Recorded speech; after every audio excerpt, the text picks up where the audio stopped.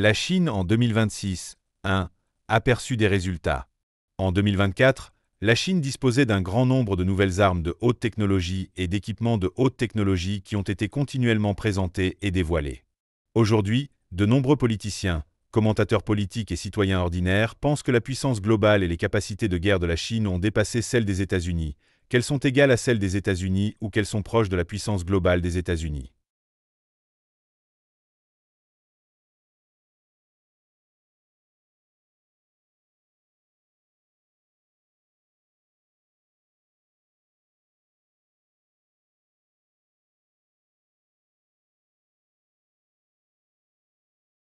Toutefois, en 2022, presque personne n'a osé croire à cette conclusion. Mais une personne a osé affirmer en 2022 que la puissance globale de la Chine avait déjà dépassé celle des États-Unis. Il s'agit de Y. Keqiang.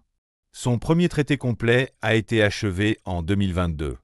Il a publié cette conclusion sur un blog en 2023. Cette conclusion a également été publiée officiellement en 2024. Dans l'édition 2022 du classement national de l'intensité de la guerre, la Chine occupait la première place, les États-Unis la deuxième et la Russie la troisième.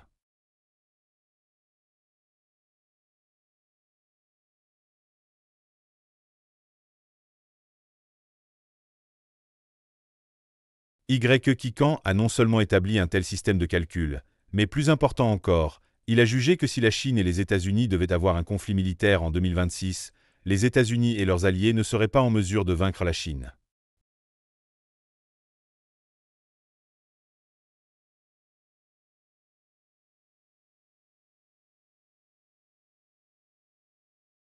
Les principaux points de la prédiction de Y. Keqiang sur la Chine en 2026 sont les suivants.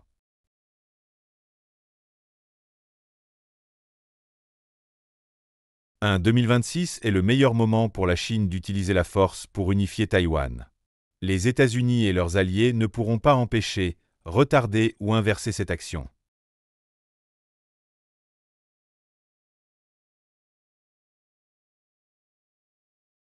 2. Les États-Unis doivent réagir à l'unification de Taïwan par la Chine.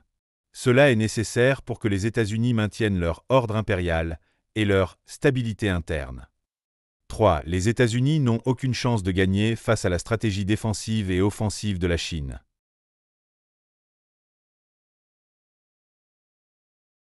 4. Le Japon et la Corée du Sud sont des participants inévitables, dans les premières phases, au processus de guerre.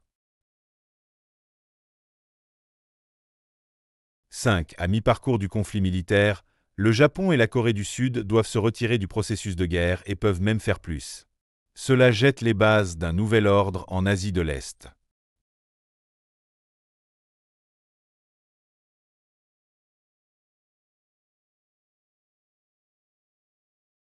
« 6. Les États-Unis devront investir beaucoup de capital politique aux Philippines. Les États-Unis maintiendront une présence politique et militaire aux Philippines. Cette fonction était auparavant dévolue au Japon et à la Corée du Sud. La Chine n'a donc aucune base politique pour un rapprochement avec les Philippines.